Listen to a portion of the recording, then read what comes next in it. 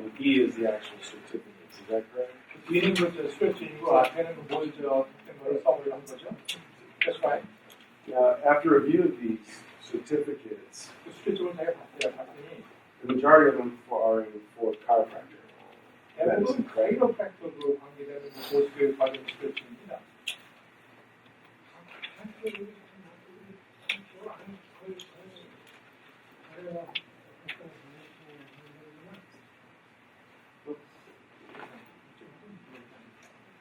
That's fine.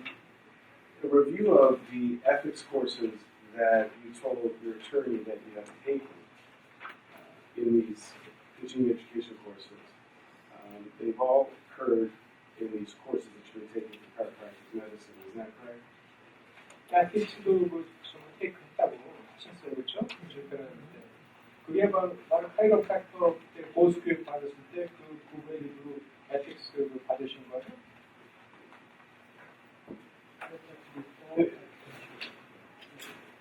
It has both the practice and acupuncture.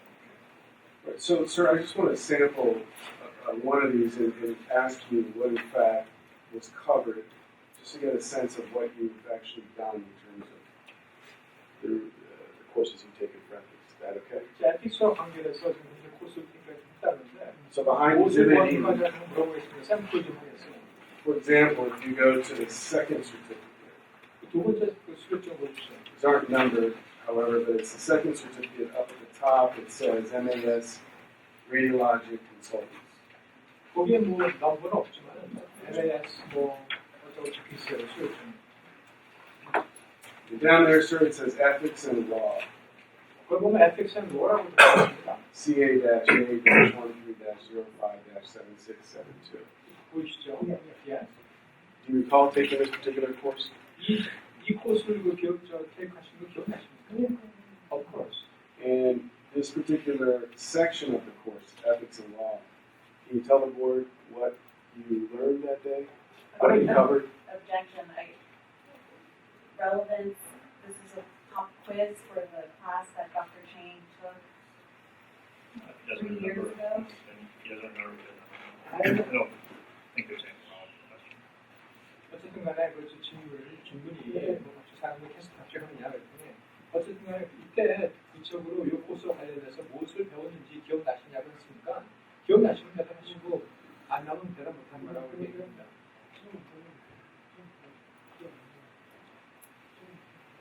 No, I don't recall from memory sitting here. Well, and my intent is not to have a pop quiz here, but, sir, you did state that after the 2011 hearing, it was your goal to take more ethics courses because that's what the decision indicated you were lacking. Isn't that correct? 2011년 그 히어링 이후로 내가 앞으로 좀더 에틱스에 관해서 좀 더 내가 코스를 택하겠다. 왜냐면 그쪽에 내가 부족한 것 같다 이렇게 대답하시는 기억나십니까? So my question is, Yes. if you can summarize from these 18.5 hours thereabouts of ethics, what did you learn in these courses? Can you summarize that for 자, the board? 그럼 그 클래스가 아니라 한 18.5라고 하는 그 아워즈를 그 에틱스 앤 로우에 대해서 컨티뉴 에듀케이션 하셨는데 그럼 그 코스에서 주로 이제 무엇을 배웠는지 그 서머라이즈를 해줄 수 있냐고 하는 게 질문이에요.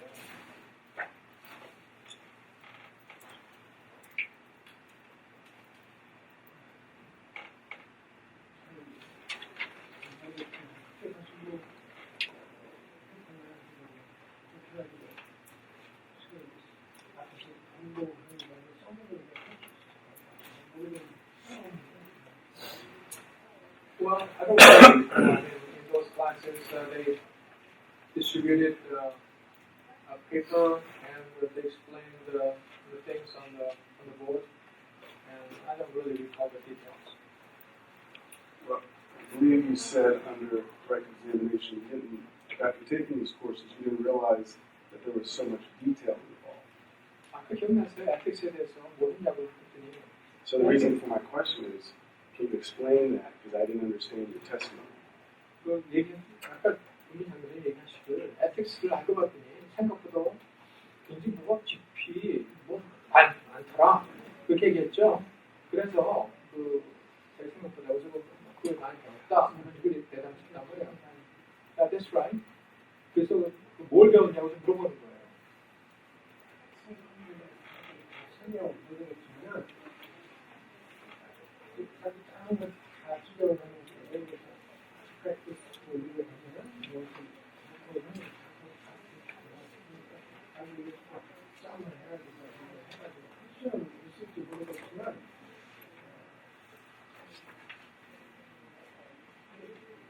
전략에 대한 생각을 아직 하면 그냥 크게 해야 되고 법적으로 이해하는 거는 어려서 배우는 건 작은 것도 다 관리돼야 되는 거예요. You know, before taking this course, I thought about ethics and law as a kind of an abstract subject. But while taking this course, I realized that there are so many specifics. So that's what I learned from this process.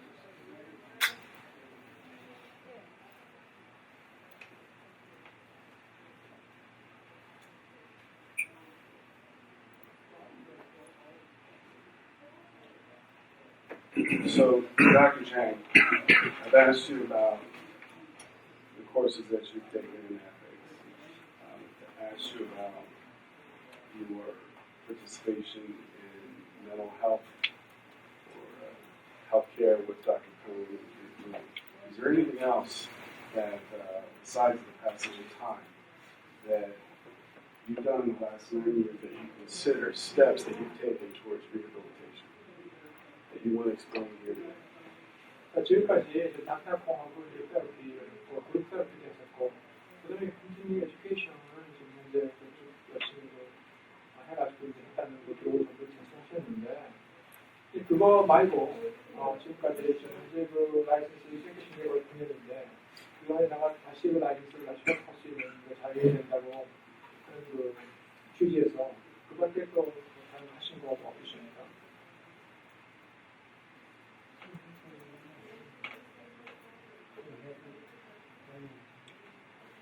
Okay, all the documents pertaining to the courses and everything, those everything, I have submitted. Thank you. I have nothing further. Okay, questions from the board, and if you would identify yourself before asking the question.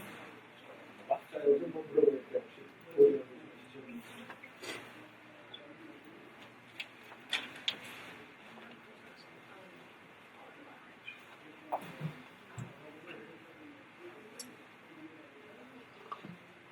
I think the key thing, I didn't speak very in, I understood as much as I could hear from the other side of the corner.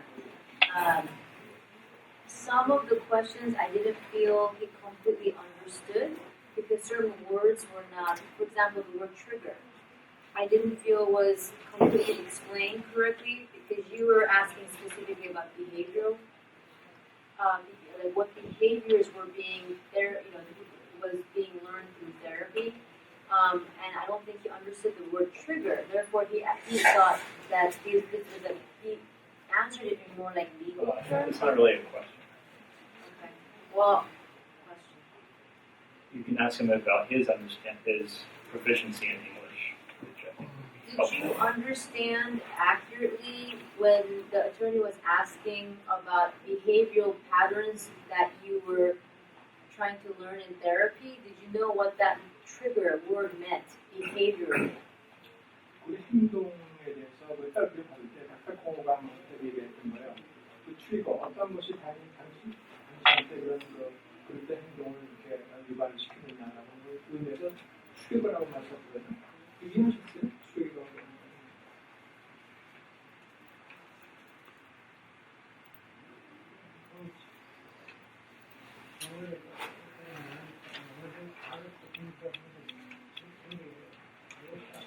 Yes, I did understand that to a certain degree because I do speak English too. But I don't know about the details of what's behind it. I only asked because the way he answered it from the question that was being addressed, it wasn't specifically addressing the question he asked. He answered it in a legal way, like explaining how he might have understood it in a legal way, but not the specific question was behavioral. behaviorally. So I don't think he understood. But it's okay if he doesn't understand. That's why I'm pointing it out, so we can hear if he actually really understood why we're addressing that. So I'm giving him another opportunity to explain. If he really understood, if not, he can explain it. 저 우리 다시 물어보니까 한 달 좀 한대요. Yeah. And I'm more than happy to ask the question in different ways, but I'm concerned that outside understanding of knowledge or language is being used when, for the record, it is the court reporter's testimony. The interpreter's testimony, excuse me, of the witness that is the testimony record and whether outside knowledge should be used. Okay. I think the point's taken. We can discuss that with the board in deliberations. But in this litigation. Thank you. And I mean, is it a request to re-ask the question, or if the board wants to ask it their way, that's certainly. Well, his attorney will have an opportunity to redirect to it. So, but that's probably more appropriate. So, any other questions? I have a quick question. I have a question. Oh, Right? go ahead, Doctor. I do have one more question. I think it's important, like, I want to hear, when the attorney asked specifically, what did you learn in ethics? And there was over 19.5 hours of ethics that need to be taken, especially regarding this case. Coming to this place to have this hearing, I think it's important for us to hear, like, what did you learn in those 20 hours regarding ethics that pertains to the acupuncture profession? And his answer was not, it was very general. Okay. If you want him to ask the question again, that's fine. Okay. So, what did you learn? Can you explain more about what you learned during this ethics course? 에틱스하고 노라고 하는 그 프로그램에서 뭘 배웠느냐라고 했을 때, 그 장면들이 너무나 제대로 했었다고 해요. 이분이 다시 물어보고 있어요. 다시 기회를 주는 거예요. 뭘 배웠는가. 그럼 에틱스하고 노라고 하는 거, 특히 윤리에 관해서 그 코스에서 당신이 그 배운 게 무엇입니까? 구체적으로 말씀해달라는 그런 거예요.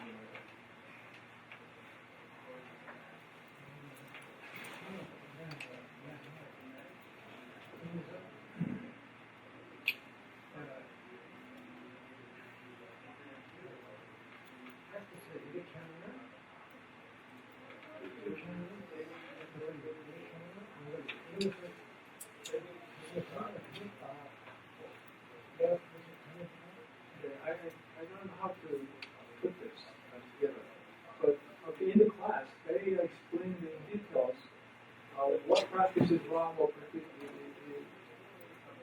is right. So because they explain these things in detail, there's a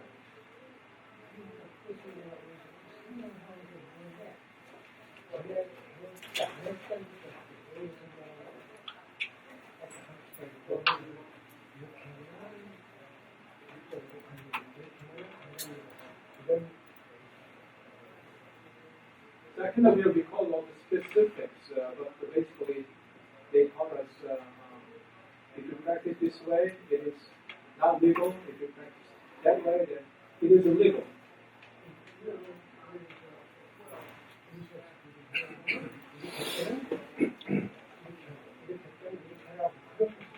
And they also taught us how to write when you're sending insurance bills.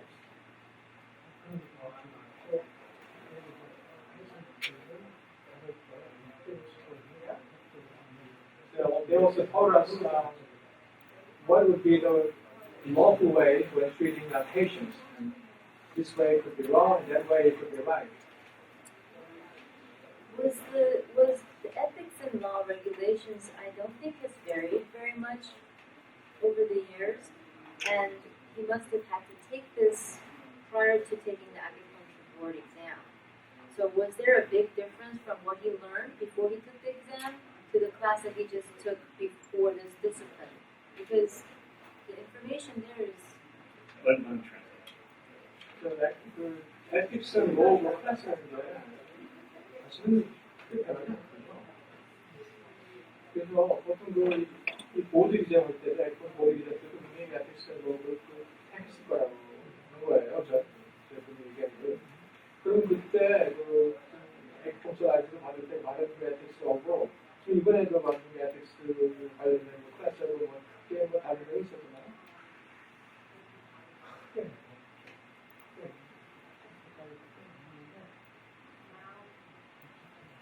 There was no really big difference. I learned more about specifics in detail. Okay, I have a question. I'm Dr. Chang. I'm not too sure it's cleared up yet, but in terms of your therapy, so you had therapy with one therapist, correct? 그 테라피는 한 사람 그 테라피스트 받은 거 다른 사람 있었어요. 테라피 받은 거요.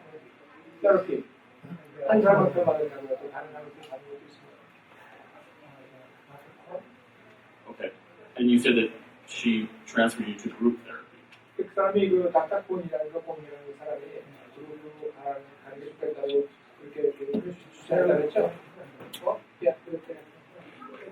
예, individual therapy with 닥터콘 and group therapy. Okay, so the question is, I want to know, why did she switch you? 그분이 닥터콘이 왜 그룹으로 가라고 이렇게 주셨나요?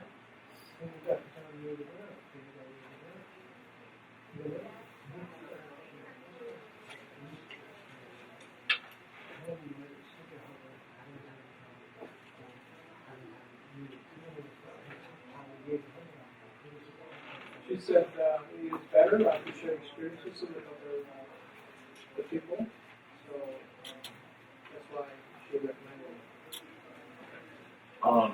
So your lawyer had mentioned that you have 88 hours of clinical therapy work, 96 hours of volunteer work, 190 hours of CE units, and then the ethics course.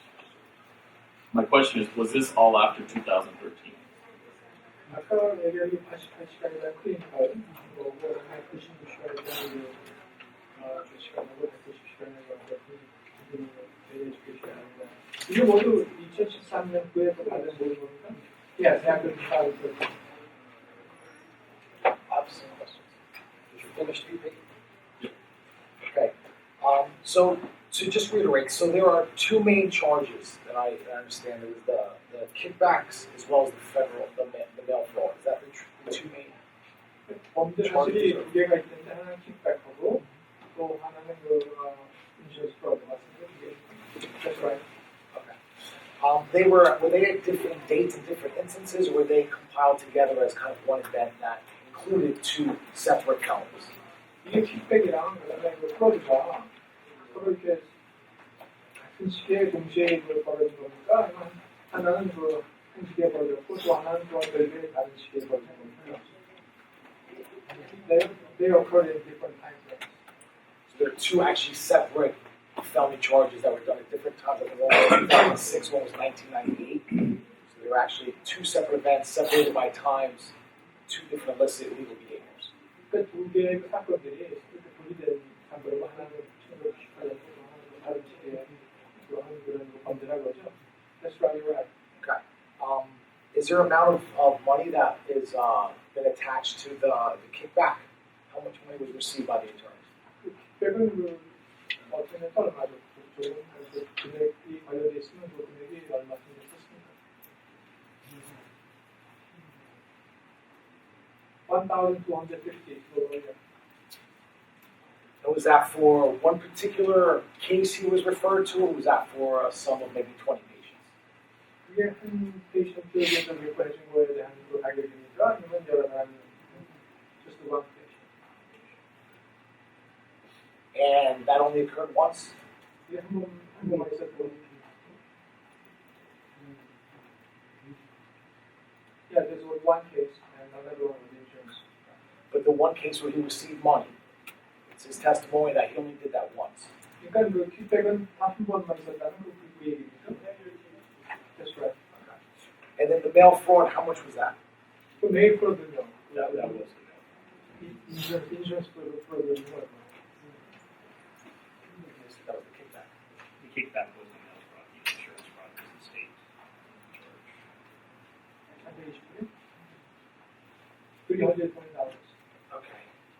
Now the CEUs that he completed in ethics, you said they were both equivalent for chiropractic and acupuncturist. Obviously, there's a little bit of a language barrier. Were those courses given in Korean or were they in English?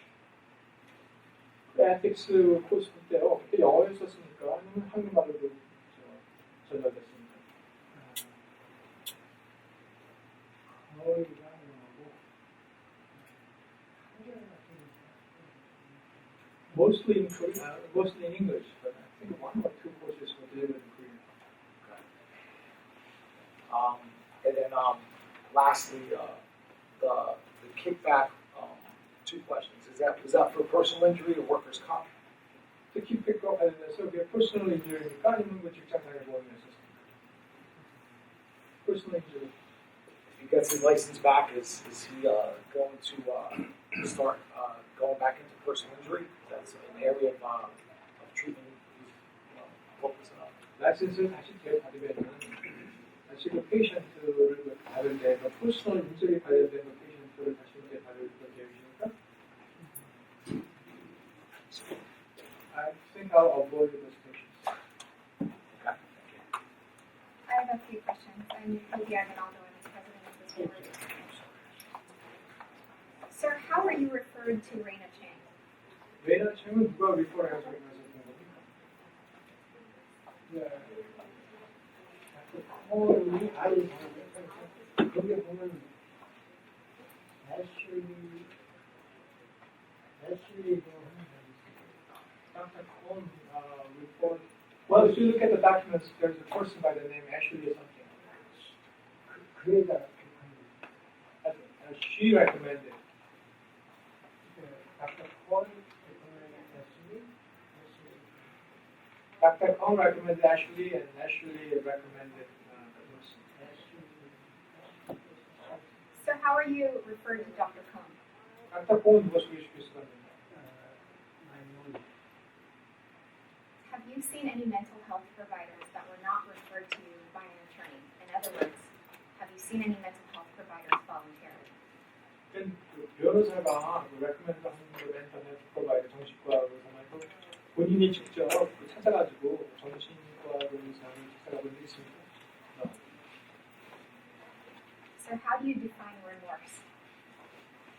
그 후회를 한다고 하셨는데 후회를 한다는 거 어떻게 적용을 해주시겠습니까?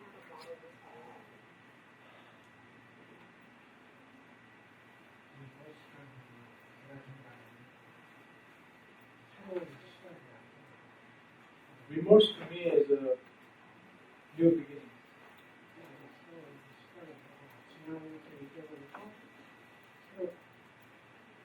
Remorse means forget about the past and start anew.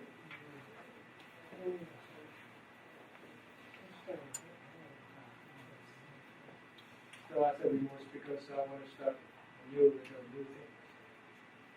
Is being sorry for the wrongdoing that you committed part of remorse? 또한 그 후회라는 것이 자기가 한 그 나쁜 행위에 대해서 후회를 하는 것도 remorse 중에 하나 아니겠어요? Of course. Of course. Were you remorseful for your actions the last time you appeared before this board to reinstate your license? 그러면은 그 결국 라이센스를 빼앗기게 된 그 동기가 됐던 그런 그 그릇된 행위에 대해서 본인은 그 깊이 후회를 하고 있습니까? Of course I'm remorseful. That's why I'm here. Were the events and circumstances in your life that caused you to commit the wrongdoings in 1993, 1996, and 2004 resolved? 그래서 1993년도랑 96년도, 2004년도에 그러한 그 그릇된 그 행위를 하게끔 된 그 모든 어떤 그 사건, 본인의 어떤 그 심적, 심리라는 그 모든 행위를 있습니다.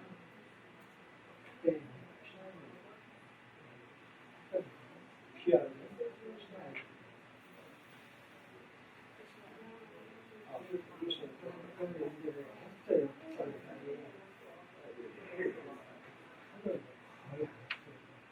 그 부분을 안 했다.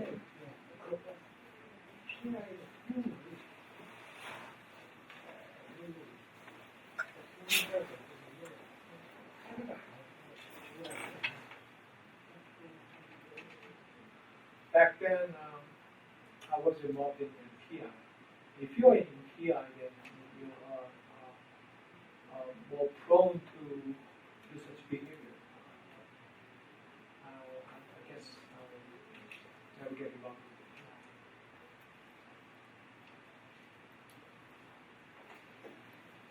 have any further questions. One further question. Dr. Burdiak, out the Acupuncture Board, is his chiropractic license reinstated or is it still suspended? 카이로프랙터나 이쪽만 복구됐으니까 이쪽만 주도를 하는데 아까 얘기했는데 처음에 I told you it was a reinstated in April this year. And is he practicing chiropractic medicine today currently? 현재 카이로프랙티스 메디슨 좀 하시는 No. Why not? 안 하는 이유는 뭐야?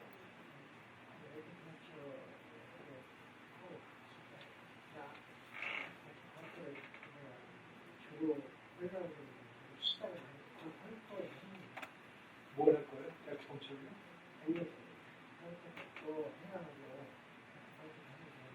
할 시작 안 해요.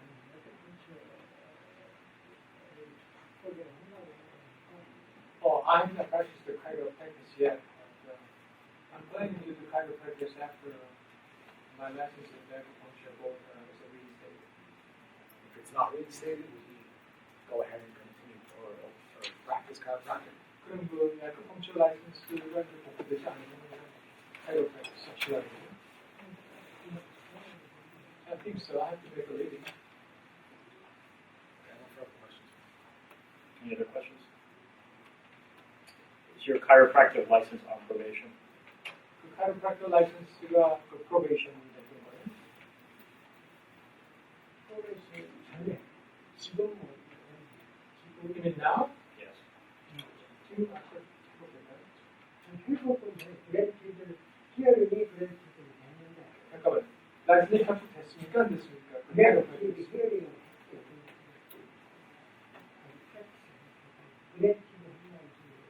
It was granted at the hearing.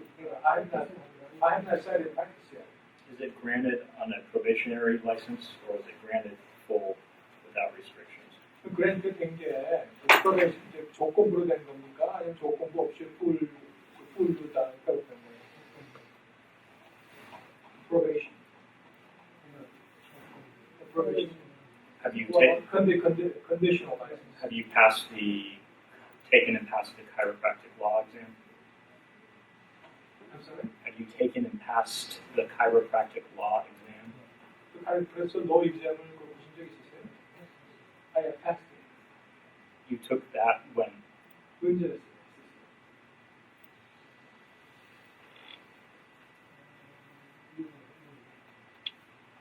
June. Of this year? Last year, yes. All right, any other questions? Let me ask some clarifying questions. Dr. Cheng, do you understand English? 영어 이해하시나요? Yes. And at the hearing before the board that we attended last time together in 2013, did you use a Korean interpreter? 지난 2013년도 이 보드 미팅으로 같이 저분들과 같이 갔었을 때 그때 한국어 통역사 같이 있었습니까? 네?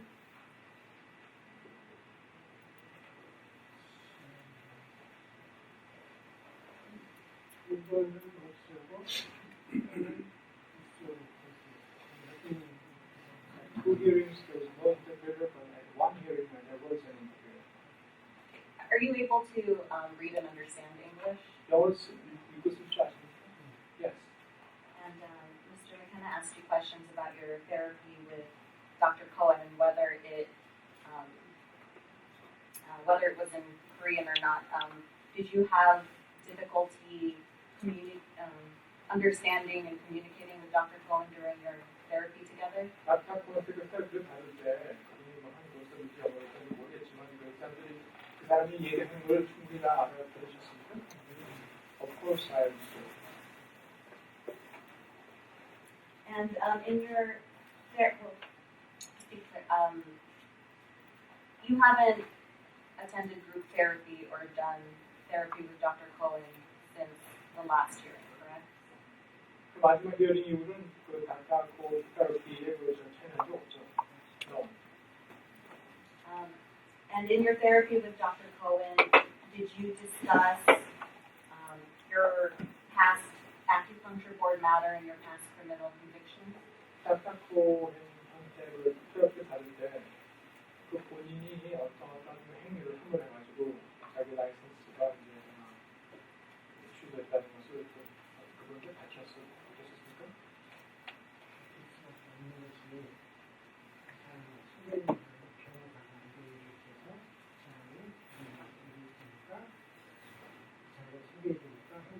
하면서 이게 생각이 굉장히 상처. Of course, I had to disclose because I was referred to her, to Dr. Cohen by the lawyer. So she was explaining everything like that.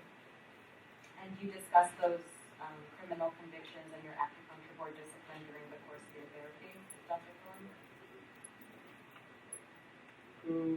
Say it again.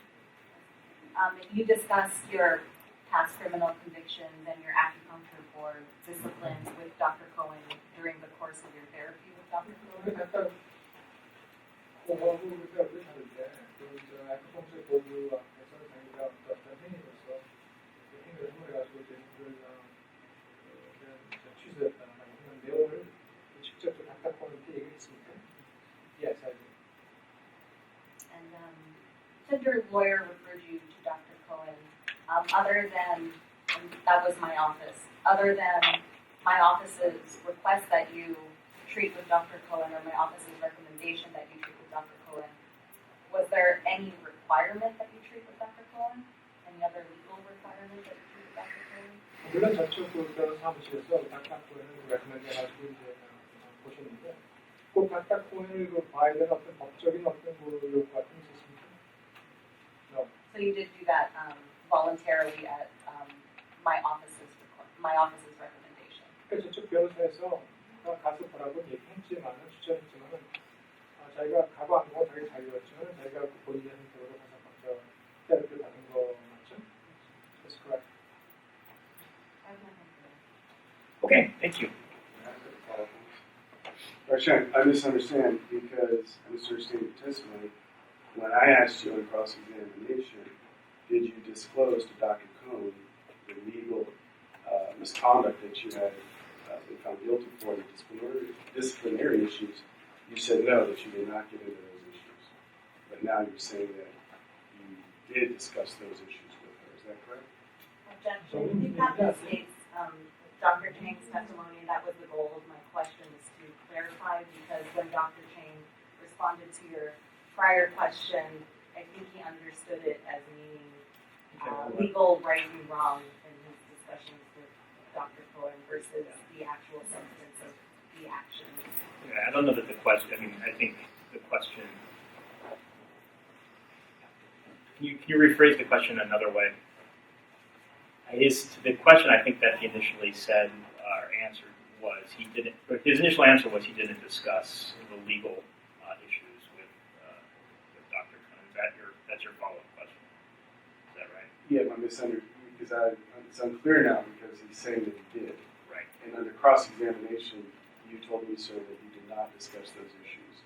So can you help me understand, because those are two different answers. I think that's better phrased. 무슨 얘기 같죠?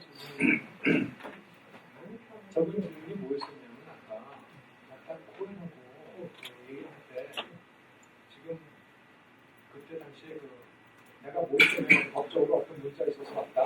저도 어떤 그 범죄 유죄를 인정해가지고 그리고 내가 라이센스가 이제 취소받아가지고 이렇게 왔다라고 하는 본인이 한 그 범죄 행위 아닙니까? 범죄 행위를 그 사람한테 얘기를 했었냐라고 하는 것이 질문이었었는데 그때 물어봤을 때는 그렇게 대답을 그런 게 없었다. 저 사람이 얘기했어요. 아니 지금 말고 그 전에 얘기했을 때 그때 우리 그 장생이 대답은 리걸로 하는 문제에 대해서 얘기를 안 했다라고 이렇게 대답을 했다고 이렇게 얘기를 하거든요. 그러니까 뭐 좀 잘못됐던 거예요. So you wanted to clarify that to your question? Well, they're two separate answers. They're totally different. 이분이 얘기했을 yes, 때는 물론 내가 어떤 범죄를 저질러가지고 내가 라이센스가 취소됐는지 물론 다 내가 얘기했다라고 좀 저분이 했는데 저분이 비슷한 걸 물어봤었어요. 아니 오늘이 아까. 근데 장생이 제가 통역이 아마 뭐 이제 크게 하지 않는지 모르겠어요. Translate what he's saying in response. 그땐 아니었다 그런 얘기 안 했다고 했다는 거예요. Translate what he said, please. He's asking me, what do you think? You think I said no to his question? Okay. You need to listen to the question that's being asked, okay? You can't talk to your interpreter. just to interpret for you?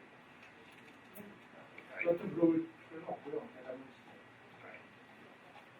You gave two separate answers, or two different answers to whether you discussed your legal matters with Dr. Cohn. Can you explain the two separate answers? 자, 그러니까 그 대답이 그 두 개의 불일치한 대답을 했다는 거에 똑같은 그 퀘션에 왜 그 두 개의 불일치된 그 대답했는지 설명해 줄 수 있습니까? 했다 안 했다 내가 원래 안 했다는 건데 I don't understand. I don't recall being asked the question. And you're telling me I didn't do it or I did what? Okay. That was the answer. And one last follow-up with his knowledge of Korean versus English, which was asked by the council. Dr. Chang, would you consider your ability to write in English as much better than your ability to speak in English? 이해하셨어요? 본인이 말을 좀 하는 것보다 영어를 글 쓰는 게 훨씬 더 자유롭고 더 잘 씁니까? Yeah, writing is better. No further questions. Okay, what's the Attorney General's position? So, closing, Your Honor, I'd like to lay out the standards of the law. In this, ladies and gentlemen, the board in this proceeding, for the restoration of a revoked license, petitioner Dr. Chang is not in the position of an untried newcomer, but a previously disciplined license 3 times.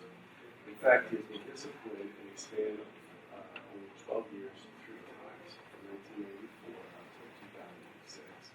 Under these circumstances, it is not unreasonable for this board to be exacting in its requirements as a proof of reform.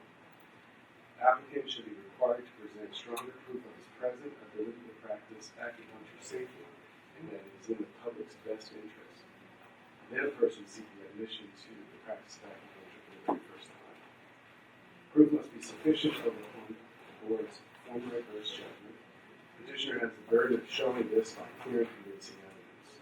The leading decision on this rule is Houseman v. Board of Medical Examiners, a case that describes the burden that rests on the petitioner in a petition hearing.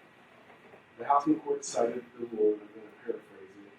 Petitioner should not be reinstated in the profession, but upon the most clear and convincing and overwhelming proof of reform, proof which the court could, with confidence, lay before the world in justification of a judgment installing him to the profession once again.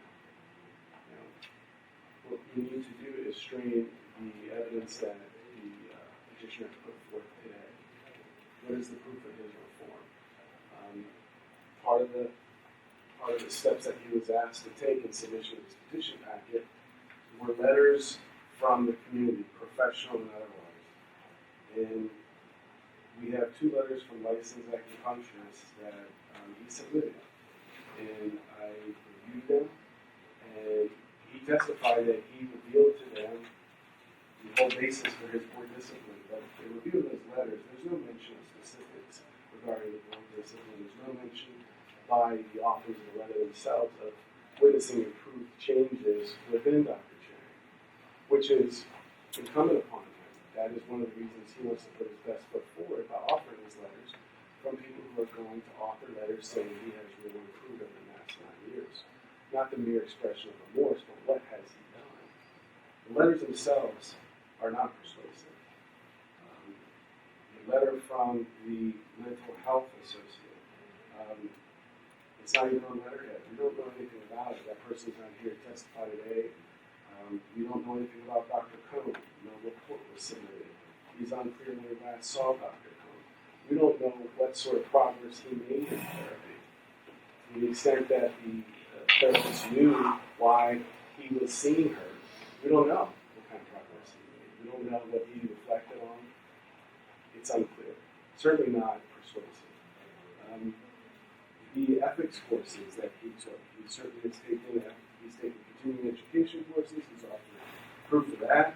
The majority of the courses were for his were in the discipline of chiropractic medicine. However, 3 of those courses were for acupuncture in 2013. The no ethics courses were taken under the acupuncture CE courses. However, the ethics courses he did take, he was vague at best as to demonstrate, explain to the board, what did he learn? What did he learn over the last 9 years? That was part of what he was told after the last meeting is to go out and take ethics courses. And he did that to some extent, but he seems to be unable to tell us what he learned. And I think it would be a mistake to blame a language barrier on the fact that he didn't know right from wrong. Mail fraud, insurance fraud, that is black and white. And he understood he was doing wrong, and he pled guilty in spirit court and in federal court. And to hide behind a language difference that he didn't understand the crime, that certainly would be a cop-out. It certainly doesn't demonstrate that he has taken significant steps toward rehabilitation. In fact, I think it's the other direction. He is not accepting responsibility, which is a cornerstone of moving forward toward rehabilitation. We didn't see that. I'm sorry to interrupt, but I feel compelled to object as Dr. Chang never said that the language barrier was the reason for his conviction.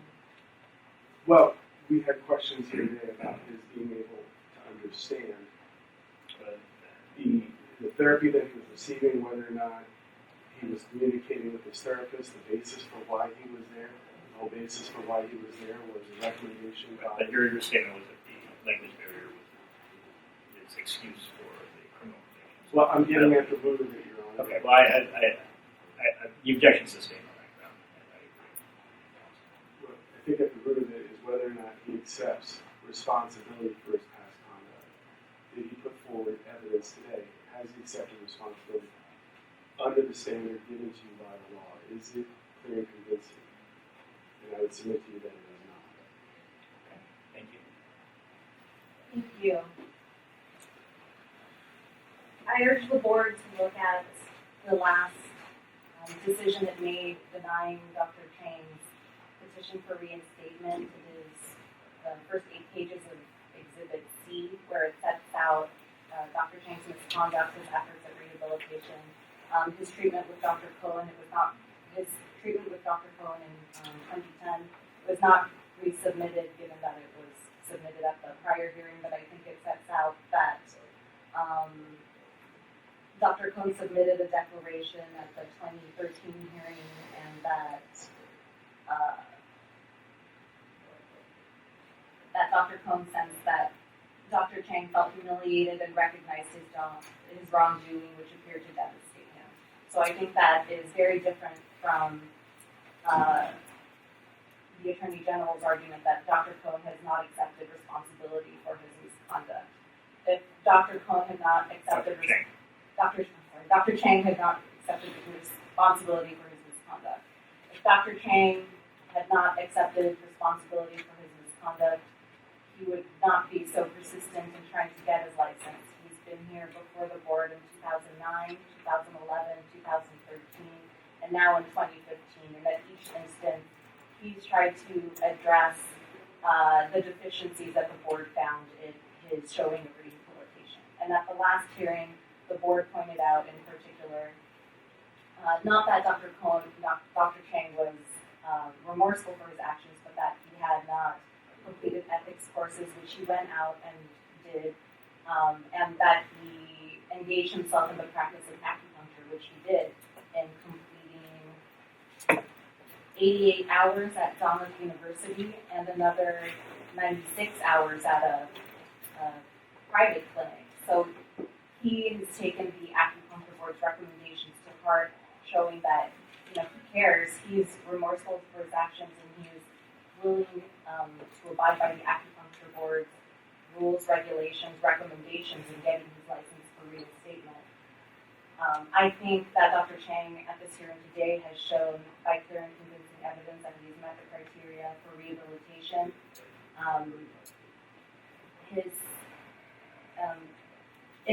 He's completed almost 190 hours of continuing education. 19.5 of those were ethics courses. Again, I'll refer you to his extensive hours of volunteer work and his testimony regarding the review of many acupuncture documents to keep himself abreast of acupuncture teachings.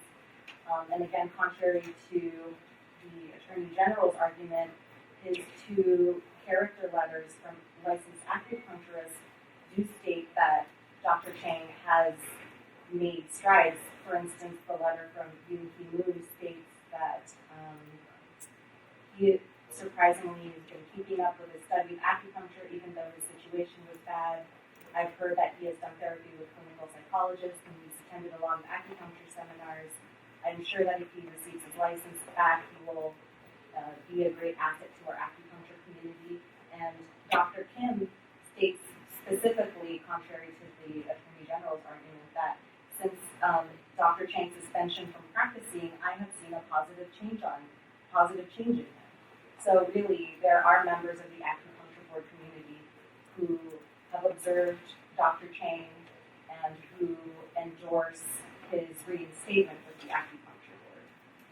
And I believe that he has shown that by clear and convincing evidence today. You've heard, and I think that Dr. Chang too has shown that he's been remorseful. There was a line of questioning regarding Dr. Chang and his persistence in trying to keep his chiropractic board license. And I don't think that this is the time to penalize Dr. Chang for exercising his due process right to preserve both his acupuncture license and his chiropractic license. He accepted the discipline from the acupuncture board on those previous occasions, and in 2005 he surrendered his license, accepting responsibility for his actions. And for the past 10 years, Dr. Chang has been accepting responsibility for those actions which led to the loss of his license and which have adversely affected him financially and adversely affected his standing in the community. I think that he's also shown through his commitment to getting reinstated that he's not likely to let this sort of situation happen again. Dr. Chang had his license revoked and he has seen how difficult it is to get that trust from the board back. It's taken him many years, a lot of money to do so, and as he testified, he's going to stay away from personal injury cases, and he is willing to submit to any probation terms that the board feels is necessary to make them comfortable to protect the public if his license is reinstated. Okay. Thank you, Ms. Gonzalez. And that concludes the hearing in this matter. The record is closed in the matter of Singer. Thank you. Watch. Well, at this time, the board would like to convene in closed session to discuss agenda items 4 and 5. So at this time, we'd like to ask for everybody who's not supposed to be present at closed session to leave the room. We don't have an exact estimate of how long we will be in closed session, but somebody will come up to get you all should you decide to linger in the lobby, which I do not recommend. It might take at least an hour. So we will be convened. Yeah. Right now.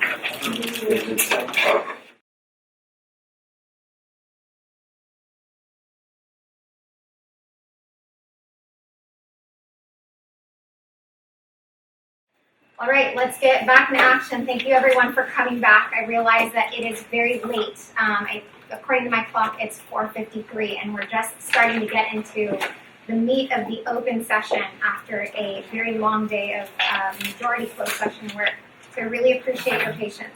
Given that we only have this room until 5:30, what we're going to do is table all of the non-critical items on the agenda and move straight into what we need to cover today, which is the reason why we convened today's meeting.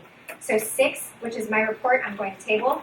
7, which is staff reports, which I was personally looking forward to, we're going to table. We will do 8 and is 9? We're going to table. We're tabling 9, we're doing 8, 10, 11, and then I think we can do 12, and obviously 13 we kind of need to get out of here, so we will do 13 as well. But let's start with number 10, which is consideration and possible approval of acupuncture training programs. And we'll have Jay talk about what's going on. Okay, and then for the number 10A, the training for health medicine school, there's been some information that's come up. Council has recommended that we table that one for now. And so we're just going to move on to 10B. Okay, and the school knows that? Yes, school knows Okay, that. all right, Yeah, they're not here today. okay. So anyway, the next school is the Institute of Clinical Acupuncture and Oriental Medicine. They first applied for approval for the California Acupuncture Board in 2009. So that gives the long period of time that they've been dealing with us. The ICAOM has been operating as an acupuncture training school since 1996, graduated its first class in 1997, and began offering master's degrees in 1999. And they became fully accredited by ACOM in November of 2002. And so they've been operating qualifying students for the national exams for that period. And then in 2009, they applied for approval with the California Acupuncture Board. At that time, there was a ban on out-of-state travel, and there was some difficulty with the board, so we weren't able to do any site visits for a long period of time. But they did keep working with the board, and over that period of time, they were able to clear a lot of their curriculum issues. So if you look at this report, you'll see that they have very, very few curriculum non-compliances compared to the other programs we looked at. But originally, they had about 29 non-compliance issues that are, minor details or maybe sometimes more, but they were all cleared before the site visit. So those non-compliances didn't make it through our report. Okay. The site visit was conducted by the board in, what was that? When was the date of that? I don't have that in front of me now, but anyway, there was a site visit in June of 2015. And the site visit team was Terry Thorpenson, CEO from the Acupuncture Board. Michael Schur, LAC PhD, was the subject matter expert for that visit. And Katie Lee was the education coordinator. And actually, Katie did most of the work on this application. Currently, right now, the school has 51 currently enrolled full-time students. They've been operating successfully, independently of the Acupuncture Board, allowing the students to be able to take, the national license exam. And then, I don't know if you guys have been able to read the report, but at the end of the report, the staff recommendation finding them in full compliance and would recommend approval from the staff.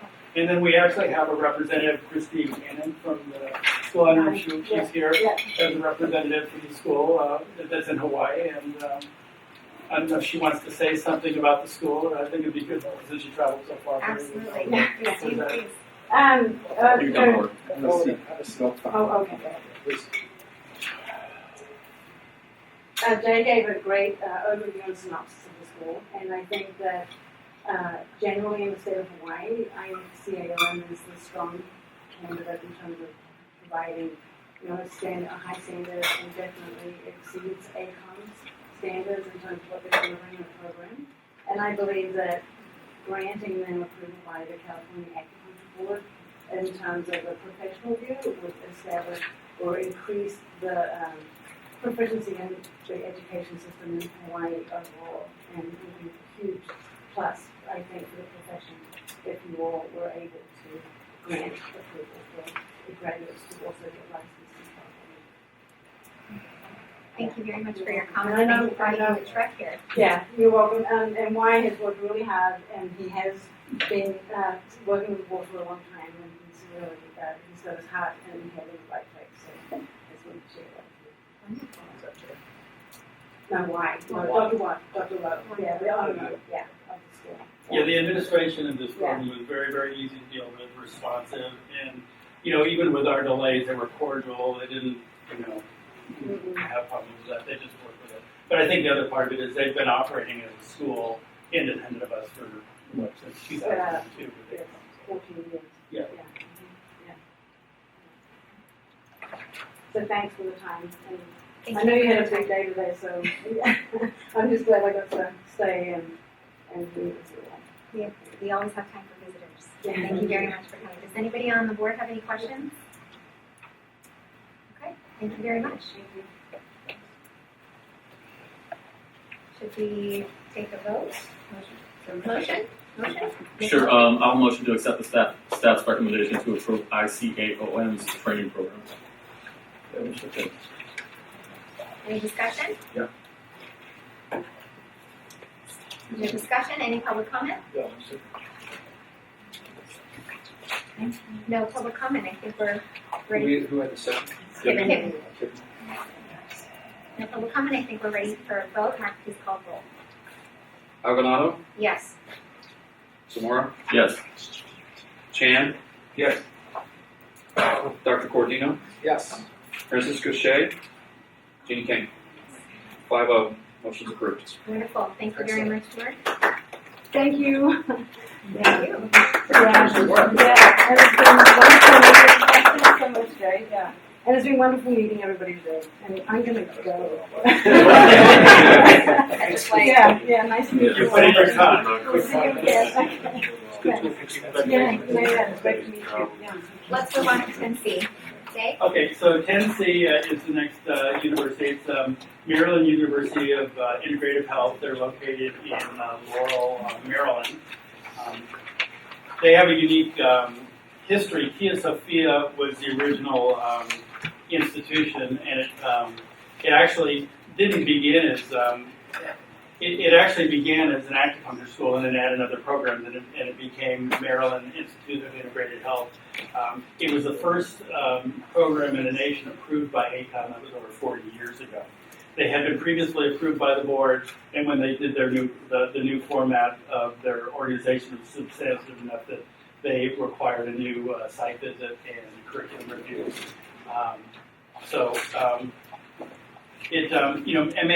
MUIH represents a trend in acupuncture where you'll have an acupuncture school with many other schools at the same place that shares tremendous resources.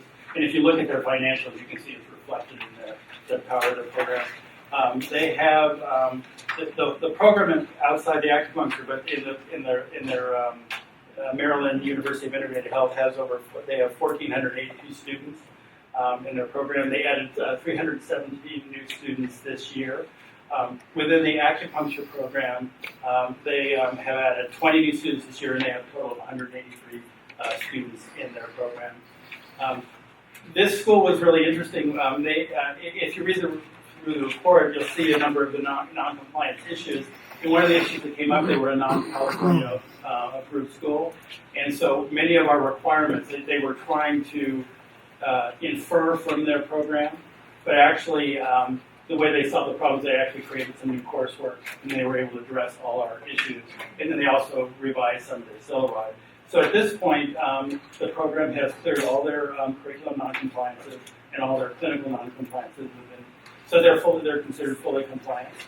I have a letter from their associate provost, Deneb Fabella, who I've been working with through the program. And so she wanted me to read that as sort of a similar statement that we have.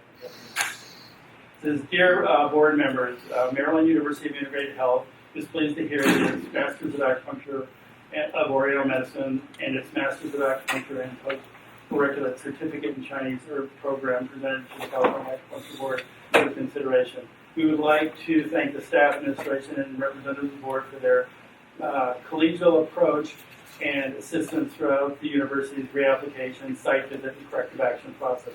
MUIH has used these activities as a form of peer review and an opportunity to assess curricula from another perspective. We believe that the changes we have made as part of the process will serve and strengthen the preparation of our graduates to practice in the state of California. We look forward to the board's review and our continued relationship with the California Acupuncture Board. And so that's their statement. And again, this was a very professional organization, very easy to deal with, very responsive, and they did extensive corrective actions. I mean, they wrote phone books of corrective actions, so it was a lot to sort through, but we got through it. So the ending is staff recommendation for approval. Wonderful. May I have a motion? I have a question. Okay. Since we discussed those doctorate programs this morning, we have a doctor of acupuncture, is that a program they have, and we have a doctor of Oriental Medicine, is that another doctorate program they have? Yeah, How is that? Well, we didn't look at that. That's not part of our jurisdiction. I know it's not our jurisdiction. We'll get there, Michael. But I'm just curious. We looked at basically, we looked at the curriculum that they presented to us for approval. So we approved their curriculum, nothing to do with any of the degrees. Okay. The degrees is granted by their accrediting agency. For you as speaker. Curious. Any other questions or comments? Do we do public comments now, or do we do it after the motion? Okay. I'll motion to approve staff's recommendation to approve Maryland University of Integrated Health Training Program. I second. Any board discussion? Hearing none, any comments from the public? Hearing none, let's move forward with the vote. Motion is to approve Maryland University of Integrated Health. Maldonado, Yes. Zamora, Yes. Chan, Yes. Dr. Cordino, Abstain? Francisco Shea, Jeannie King. Motion's out 4-0.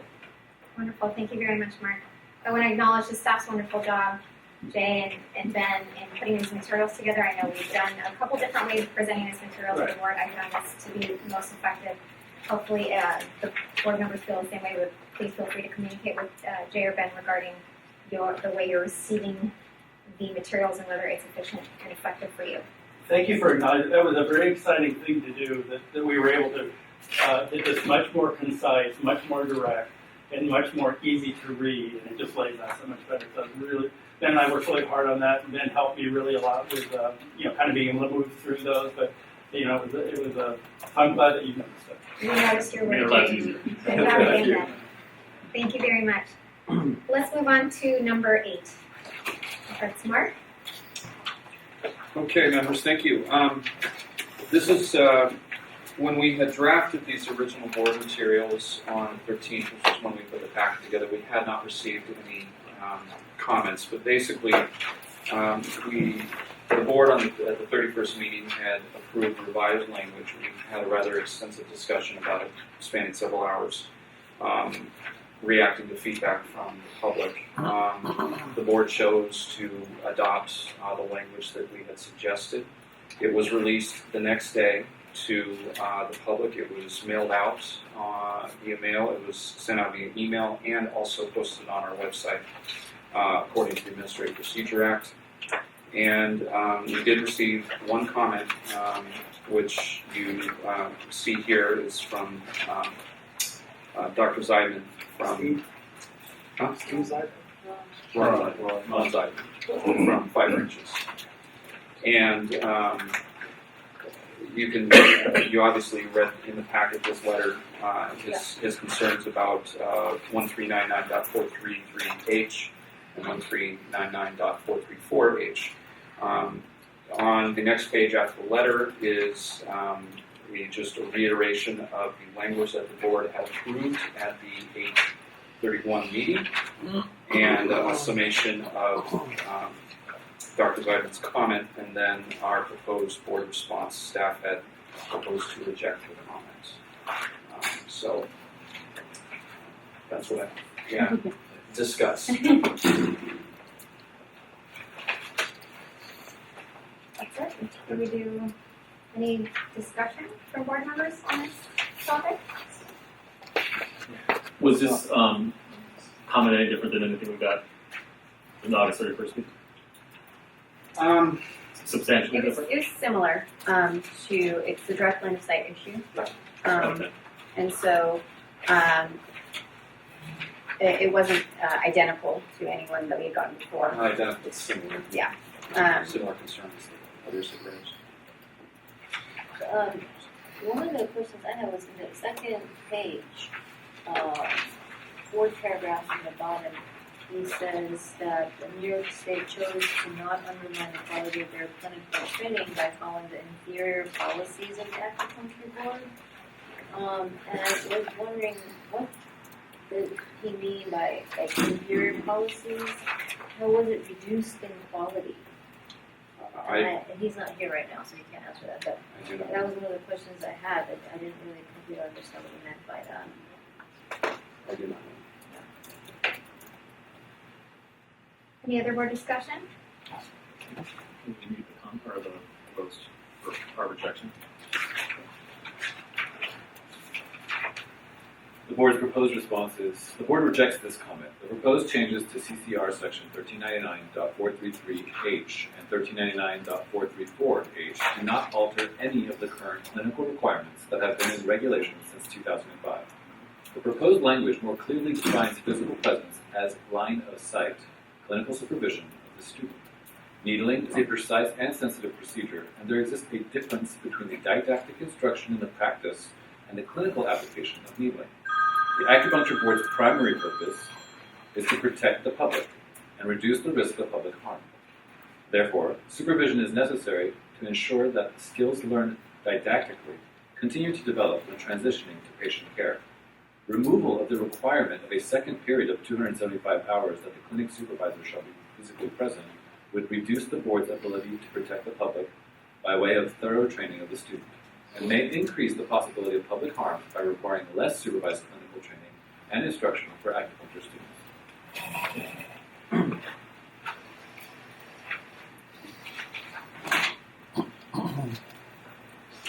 Everyone should be doing a motion. There's a motion. Okay. Let's entertain a motion. I motion to accept the staff's recommendation. Is there For the- public comment? Is it public comment? Motion to accept the staff's recommendation for the board to reject this comment as it relates to CCR section 1399.433H and 1399.434H. I second that. Any board discussion? Public comment. Bill Mosca. Actually, I'm speaking on behalf of 5 branches because Ron had to leave and asked me to make some comments on his behalf. So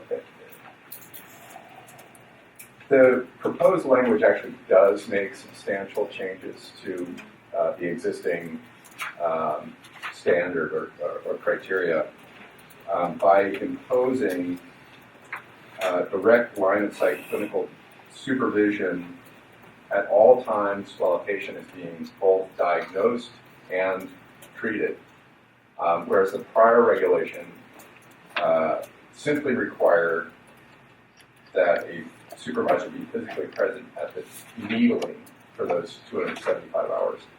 So those 275 hours would now not only require that a supervisor be physically present during needling, but would now also require that that supervisor be present at pulse taking, looking at a tongue, and all the diagnostic procedures would have to be under direct line of sight supervision of a clinical supervisor, which makes it impractical, perhaps impossible, to have one supervisor supervising multiple students. So that was the thrust of Ron's comment. I also just want to point out that I think that one of the reasons that this was missed in the prior round is that the initial statement of reasons really didn't address this at all, this aspect. It did not go into, there was no mention of supervision, no mention of how the hours changed. So I think it was just simply not noted in the first round of comments.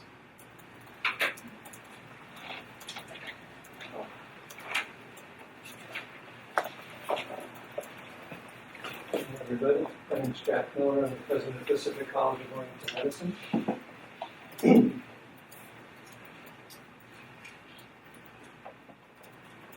I think that this decision is a bit hasty at this point. If this were a decision that Pacific College made about its training standards with as little research into the issue that seems to be evident here, our decision-making process would be called into question by our creditor. I don't see, I see a rationale. It's certainly a rationale that we can have a discussion about. But I don't see evidence of the history, the 30-year history that the schools have had of implementing a policy that's slightly different. I don't see evidence of student input into this. I don't see evidence of faculty input. I don't see, even in the standards, a method for evaluating whether if you make a decision one way or another, how to revisit that and see if it's appropriate. All these things that go into designing a curriculum and making sure that the standards are appropriate there seem to be lacking here. You have a rationale. It may or may not be justified, and you're going to act on it with very little or no evidence. So to me, it seems like at the very least, it would be responsible to take the subject matter expertise available at the 20 or so schools that you have available, I don't know how many hundreds of students and faculty members, and at least solicit another round of input from these people. I know there's definite interest in this issue. I did not see the 45-day period. I did finally get this information a few days ago, and so as a professional educator, I got my deans together and said, let's talk about this. And they're like, well, we better talk fast because we've got like 10 minutes to get a response in. So I put together a letter, but it's a few days late. So I would just ask, I don't see a rush to this. Really, you have a history now, of 30 years where the policy has been administered by the schools in a different manner than what you have here. So you have a lot of that opportunity to get actual evidence as to the efficacy of the clinical training that's taking place in this state and see whether there really is a safety issue for patients or even to do a cost-benefit analysis. This isn't free. I would probably have to quadruple my supervisory staff to affect this. So that affects the students' cost, right? So that part of this, the protection of the public is protecting, whether the cost is reasonable or not. So I think if you can put this off for one more round, whether it's 3 months or 6 months, I don't think that you're going to be risking any significant harm to the public in California. Thank you. Dr. Boone Kim from Adams College. And, we have a lot of concerns about the proposed language. And what Ben had read is actually not accurate. The new proposed language is changing the current standards and making it more stringent by requiring correct line of sight supervision for the first 700 hours. That's not the current reg as written right now. So it's putting a big burden on the schools. We're essentially requiring one-to-one supervisor to intern ratio. And that is really almost impossible for schools to offer. I know that that's not the most compelling reason to reject the new proposal. If you're really interested in safety, right? And all of us, the school representatives, are of course concerned about public safety. We would not be in this profession if we weren't concerned about public health, public safety. So we're all, but it seems to me the new proposed regulations seem to be extreme, really going above and beyond what's perhaps necessary, what's perhaps reasonable. And so we're really asking you to take a little more time in gathering information from other health professions. What are the standards for clinical supervision in with physician's assistants, nursing, PT? Please let us do some research on this and give you information and see what are the standards in a comparable health profession. And I just want to read the definition of direct supervision in the veterinary technician role. Might not be directly comparable to the acupuncture physician. It says direct supervision means a supervisor is physically present at the location where animal health care job tasks are to be performed and is quickly and easily available. I think the importance is the supervisor is quickly and easily available to the patient and the intern. And so really asking you to take a little bit more time, let the schools do some research on, again, what are the best practices in other health professions. So thank you for your consideration. Well, once again, I think that this may be actually a case of an inadvertent technical error with the language that was introduced here, just based on the comments, the proposed response from the board. It seems that there was an assumption made that this the existing standard was unchanged through this new language, and that's clearly not the case here. So I think we're really dealing not so much with an issue of substance, but rather a technical error that got made in putting this language together. Thank you. If I can just clarify, I want to just put out there the board's, the staff recommendation as it is right now is directly linked to the comment that we received. So it's not necessarily looking at the entirety of the regulation. It's specifically addressing what has been brought up in that comment that we received during the 15-day comment period.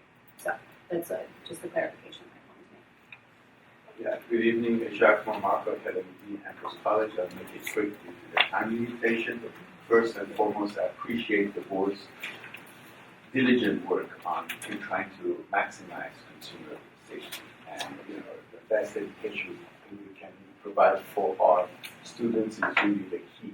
And as Jack Miller said, over 28 to 30 years, the school safety record speaks for itself. We have your current board member, Dr. Cardino, had gone through the program, and he can attest that it is a safe program. So as Dr. Bob Demoni and all the other doctors here in the room. The key thing about the direct side of supervision, direct vision, I think that's a wordage that comes a little bit from the chiropractic profession, whereas the acupuncturists are trained for the acupuncture procedure, for techniques, and in, of course, clinical training, acupuncture anatomy. The direct site is really crucial in chiropractic practice because if you do not do the proper manipulation, the result can be disastrous. It can lead to paralysis, quadriplegia, and unfortunately even death and stroke. So stroke and of course death. So I think that's a viewpoint that has to be taken into account. I appreciate it. My name is Andrew Lee. I'm the licensed acupuncturist. I do not relate to any school. I do not plan to talk, but after I hear 3 school presentation statement, I'd like to give you my feedback. I've been practicing for over 30 years, and I'm in the stage trying to retire from the practice graduate. And before I do that, I try to help acupuncture, licensed acupuncturists, and my training to help their practice independently. And number one, I hear about the cost. The supervisor do not supervise one intern in one room. The school will arrange 3-level students. So one supervisor will supervise at least 3 interns for the same patient. Okay, so how much money the student pay for the school per hour? Okay, some school arrange 3 interns, some school arrange 4 interns. When the supervisor direct supervise the intern in the room, the other room students just prepare the questionnaire, initial questionnaire or follow-up questionnaire, ready for the supervisor to come. So the supervisor is used effectively for their salary for the school. And number one, the cost. I want you to ask the school how much they pay the supervisor per hour, how many students they intern, how much they charge per hour for each intern. Second, for cost concern, you can ask the school for the supervisor salary compared with the total tuition income. What is the percentage they pay for the supervisor? Number 3, regarding the quality. Is that enough for 960 hours for acupuncture training? I tell you, it's legally numbered. In practice, it's not. When I have intern in my office, they told me one patient's coach was their one semester's learning. Because there are a lot of learning. You put the needle on the patient, what method you will use. It is based on the symptom and sign, your pulse and tongue diagnosis to make effective treatment. The student with me told me the profession are suffering. They do not make enough money to make a living. Okay, they are very surprised. How come there's a clinic can have at the retirement stage they still can have so many patients? So it is the effectiveness to determine if the acupuncturist will survive or not. Okay. If the school did not spend enough time, allow the supervisor to train the student, to supervise the student, they miss a little bit, they miss a lot in practice. So 960 hours is not enough. Then direct supervision was 275, still negotiable. I doubt the quality. So I just hear a portion of Swiss school, and I share with you. You can ask the school the number. You can ask the graduate student, the licensed practitioner, how much they can apply after they get the license and their real practice. This is a very effective treatment. Maybe 10% of the licensed acupuncture will do very well because they learn very well. So, and now I just answer what I heard, and the school will have their understanding to you. That is what so far I can do. Thank you. Dr. Bob Demone, Dean of the College of Eastern Medicine at SCU. I echo the comments of my colleagues, not the last one, but others that I consider more in line with my own thinking. But a number of us seem to have missed this change in regulations, even those who watch these things closely, including myself. And for whatever reason, I did not catch this. But it is a very significant, it does represent a very significant change in the approach to clinical education. And I would just like to make sure that the board is aware of that, which is opposite of what's reflected in the comment from the board regarding Mr. Zeidman's comment. And I would also urge the board to, as Jack Miller was suggesting, to extend the comment period to allow a appropriate degree of research and look into this issue, and to definitely consider what is happening in other healthcare professions. And I suspect that you would not find that direct insight, physical presence supervision is going to be required for that percentage of the clinical training. I think that's it's not necessary. And from an educational perspective, in the American educational system, it is well recognized and this is well documented that people learn skills in a graduated form, and they may start out with direct observation side by side with an expert, though that needs to progress further and further towards themselves performing various skills and so on in order for them to reach expertise. So actually this change might have the unintended consequence of making people less capable of practicing independently, which is the ultimate goal. So I think overall we need to approach this with a measure of caution and reason, and take into consideration what you see here, which is a very intense response from the educators in the field. Use our expertise, listen to us, look at the safety record, look at other healthcare professions, and that seems to me a much more reasonable approach and much more in line with the board's stated desire to work more closely with the schools and collaborate, as opposed to having unreasonable changes come down without appropriate. Thank you. Any other public comment? Okay. I would like to know from staff what our options are here.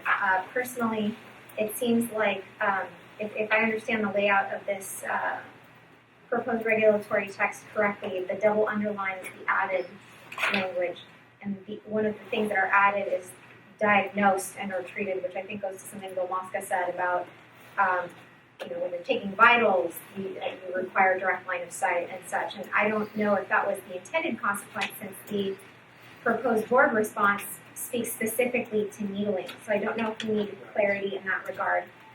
Maybe it shouldn't say diagnosed and or treated. Maybe it should say during needling. I'm not sure. And of course, I'm not the practitioner or licensee, but I think our colleagues are correct. I think we need to look into this further, but I know that we also are facing some time constraints. So what are our options here in terms of? Maybe the education committee to review it for next class. Well, we're required by statute to Have these regs in place by January 1st, 2017. So that means they need to be filed no later than November 30th. And that also means that, internally the department has a process. Agency has to sign off on it. The director has to sign off on these regulations. So we have to build in that time as well. If we change it, that will require another 15-day notice period, which these regs did go out for a 15-day comment period to the public as required after last board meeting. And then again, to the response, the staff recommended response, that is very specifically and narrowly tailored to the one comment that we did receive during that comment period. So it does not encapsulate all of the comments that we heard today and all of the other things that have been brought up. It's very narrowly tailored, and it's a direct response to the one comment that we've received. So If I understand you correctly, the board's response is in direct response to the letter from Five Branches University only. Only. Okay, so because the Administrative Procedure Act requires that the board respond to any public comments that it receives during its public comment period. Staff obviously makes a recommendation to the board, but the board has to actually approve the language and then actually directly respond to the comments themselves.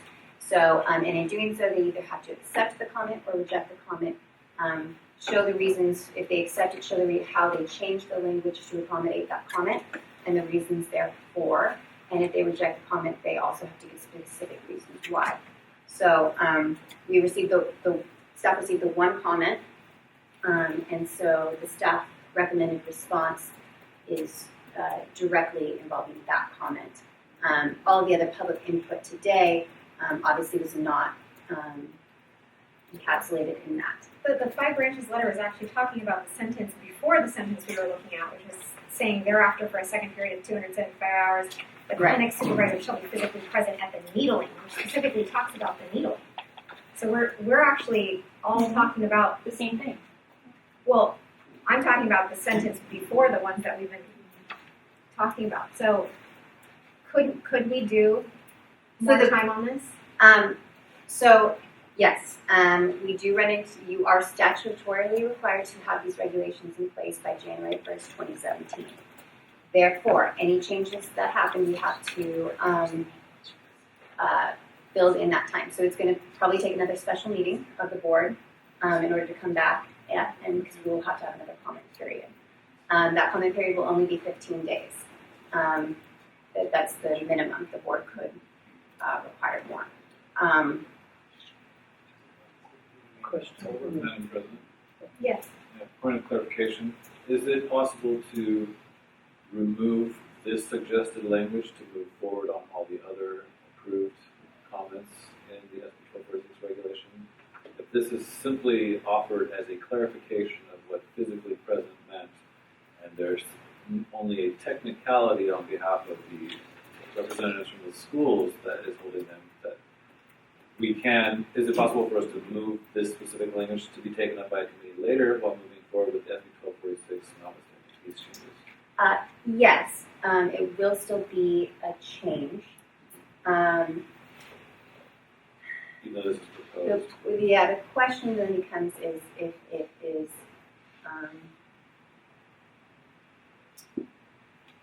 whether or not we'd have to renotice it for another 15 days if we just take it back to the original language, which I It think would, because it would be, I mean, it would be another change to would language be the another board change, previously approved, right. so we would have to renotice it and would have to reopen it for public comments.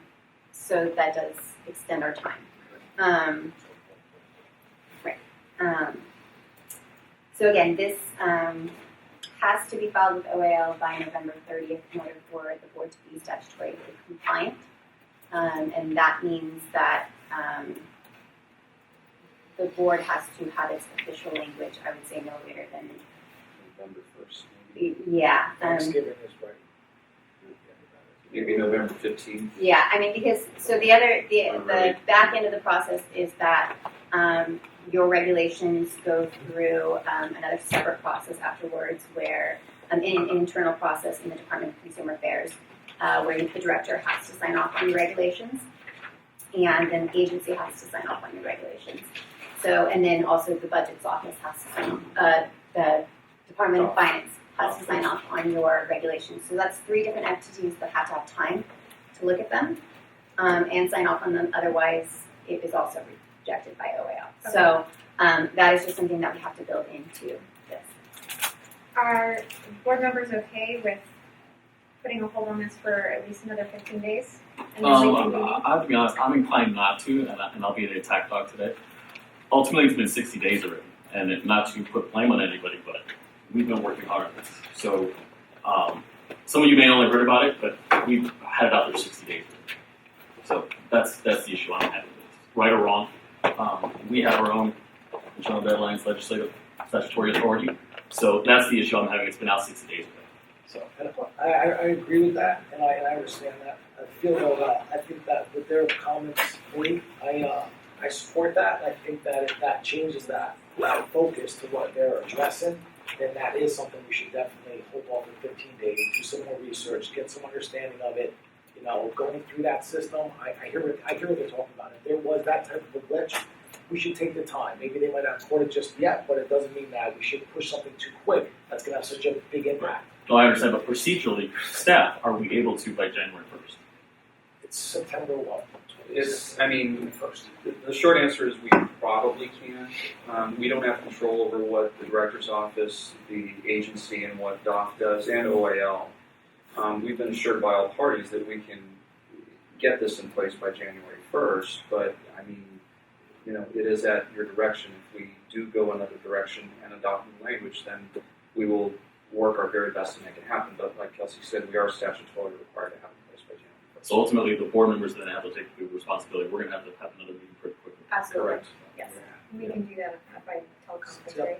right? I would just like to make a comment about when these proposed regulations were available to the public. You said it's been 60 days, Right. but we are very vigilant about any kind of communication from the board. And I got the proposed regulation in the mail about a week ago. So we had no idea to respond.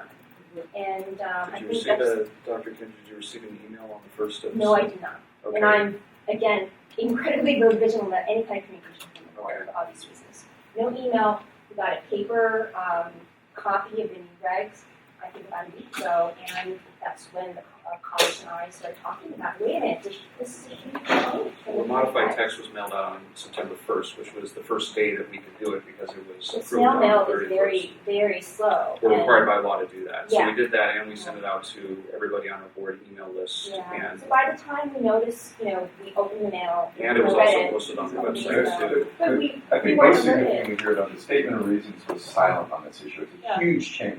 Huge And change. the It is modified text. So so how that happens is that it's addressed in the final statement of reasons, which obviously hasn't come out yet.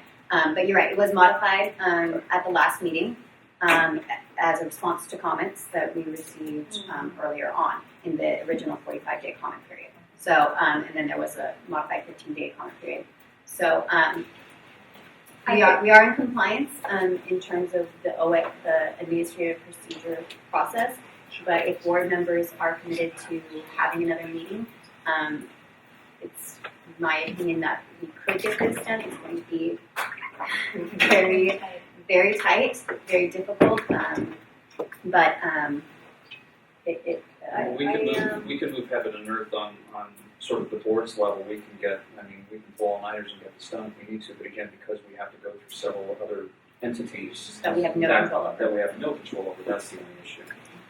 We understand the restrictions here, but again, this is something that really seriously affects all of our operations. And our concern is not just about the new proposed language; it's really about that whole section. And please let us do some research again on the best practices in clinical professions and give that information to you before your next meeting.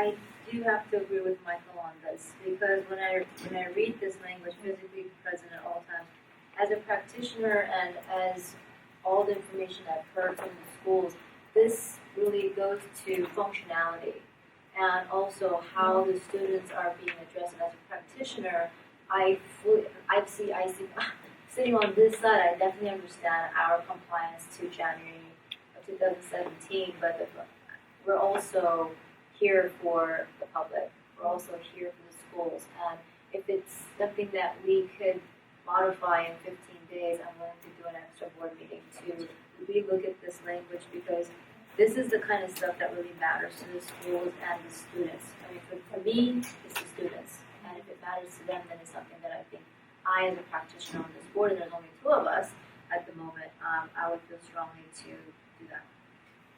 So can I just make a clarifying, because when you said something, it triggered something for me. Okay. So we will, in order to meet our deadline, I do feel pretty in this, that we do need to agree to either change the language right now to something else, or to take out the language and make it how it was in the original proposed text, and take out all of the double underline, double strike through, because we will not have time to come back in 15 days or give time for research and then come up with completely new language and then put it out for public comment, receive public comment, and be able to modify it in time.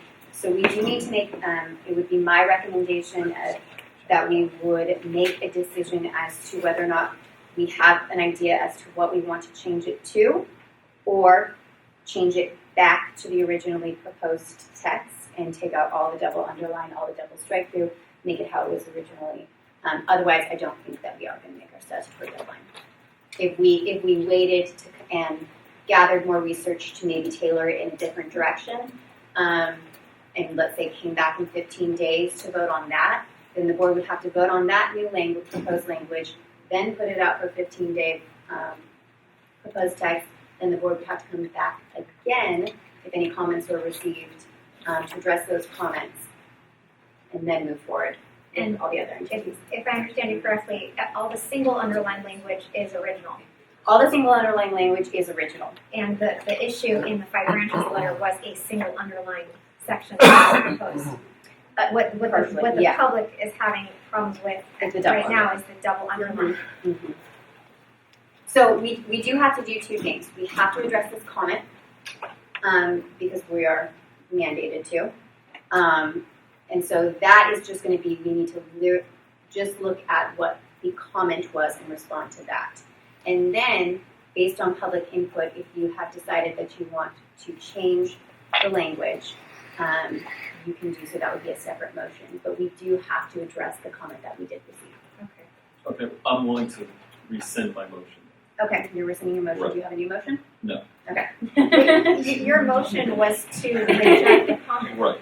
To approve staff. To approve staff, yeah. To approve staff recommendation. Okay. So we need a new one. We need a new one now. Well, no, we need 2. Right. new ones. Yeah. Okay. So let's discuss this. What's the? Chelsea, so we're looking at this particular. Right. And again, this is the board's response. So if you have a different response that you have other than the staff recommendation, please put it forward. And again, you have 2 options. You can accept the comment and make changes as a result of accepting the comment, or you can reject the comment and give your reasons why. And Keep in mind, Ron Zeidman's comment was for what already was in regulation. Keep it as is. Say that again? No, his comment was about what was currently in regulation. It wasn't about the double underlined section. So the board response though talks about the double underlined section. So if we adopt the board response, we're not addressing the letter.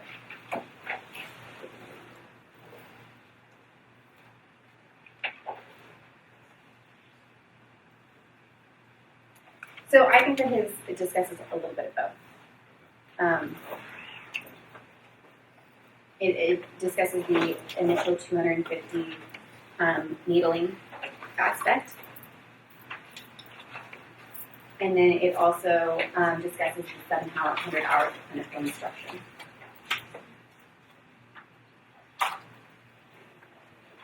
And the direct line establishment. Am I reading this correctly? Is the 5 branches letters encapsulated in the last paragraph? I mean, he does say in brief, striking thereafter for a second period of 275 hours, the clinic supervisor shall be physically present at the needling of the patient, would, in the view of our academic leadership and faculty, assure the highest education and clinical training and would maximize patient safety. But then the third paragraph of that letter is talking about 700 hours, which is the double strike through. Right. So it's a So it does discuss both. So the thereafter part is original language that we had originally proposed and did a 45-day comment period. It's almost like we should reject in part and accept in part. And you can absolutely do that. And you can even reject in part because it's not necessary. It's not on the new modified text, which is what you noticed was a modified text. I don't recommend that because I think for transparency purposes we should address all comments and not just deem them irrelevant for that reason. But you are absolutely able, because the comment is broken down into different sections and really does contain more than one comment. You can reject one, accept one. Okay. So hypothetically speaking, one of our motions can be to reject in part and accept in part. And the second motion would be to only use the existing language. To modify the text, delegate or modify the text to the originally proposed and noticed language, to direct staff to put it out for a 15-day modified comment period, and then if there are no adverse comments, delegate to the executive officer and staff the authority to make any technical non-substantive changes. It is in your book. To make any technical non-substantive changes and to complete the rulemaking file. Do we need to do either of those in any particular order? Can I just say I'd like to make the motion the way Kelsey said it? Okay, and then so that's the second part. So we're going to go back to the motion is to go back to the original language, to modify it so that all of the double underline, double strike through goes back to the originally single underline, single strike through, which makes Mark's job actually really easy. We're here to help. And so that is the motion on. Is there a second? I can say that. Can we just quickly just explain that in layman's terms? Okay. So 75 hours. Yeah. So looking the 200. It's all about number 4. So anything that you see double underlined in number 4, no. Anything double underlined in number 4 is so double underline is going to go away. It's going to be taken out. It's going to be taken out. Anything that's double strike through is going to come back in. Let's just read this real quick. So it'll now say, thereafter for a second period of 275 hours. Read it from the verb of number 4. Okay. During the initial 275 hours of diagnosis, evaluation, and clinical practice, the clinic supervisor shall be physically present at all times during the diagnosis and treatment of the patient. Thereafter, for a second period of 275 hours, the clinic supervisor shall be physically present at the needling of the patient. After, the clinic supervisor shall otherwise be in close proximity to the location in which the patient is being treated during the clinical instruction. The student shall also consult with the clinic supervisor before and after each treatment. Yeah, right there. reason. I second that. Okay, so then the second part of that is then it's going to go out for a 15-day comment period. If no adverse comments are received during that time, you are delegating to the executive officer the authority to make any technical, non-sensitive changes and to complete the rulemaking. Is that a second motion or is that still That's the first still the one? first one. I just Okay. wanted to reiterate what it is. Very good. Okay, so I make the motion as Kelsey stated. I second that motion. Any board discussion? Any public comment? Just a question from the board. So thank you again for coming and working so hard on all the issues today. I'm Greg Lane, I'm the director of the clinic here at Pacific College, and I share concern with Dr. Kim and others in the room that the notification of this particular issue came a little late.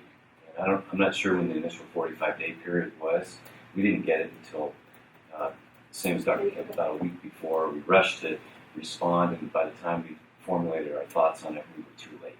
So, I'm not sure. If I could ask all the schools Yeah. to email me the direct address to send things like this to, I'll be happy to make our changes. Our mailing list we try to keep updated. If you could just give me your business cards, I'll make sure to update it when I get back to the office tomorrow. That way it'll be sent out directly. But again, we do post this on the website.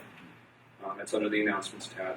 We do send it out via our listserv email address, and if some of you aren't getting that, please let me know so I can make sure to add you to our list.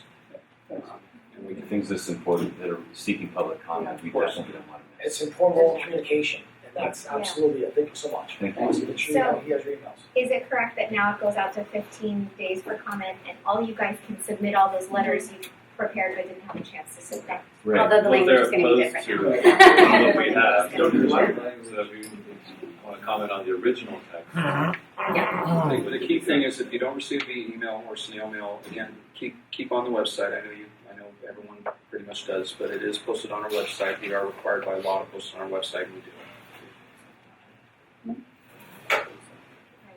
I know this issue got very complicated with the new language added. Our concern actually goes beyond the new language that was added. We have some concerns about the regulations as they stand now. So with this new comment period, we will be sending information about our concerns about the current regs as they exist now. So just to let you know it's coming. And just one more public comment from me, Bob Maloney from CDM and SCU.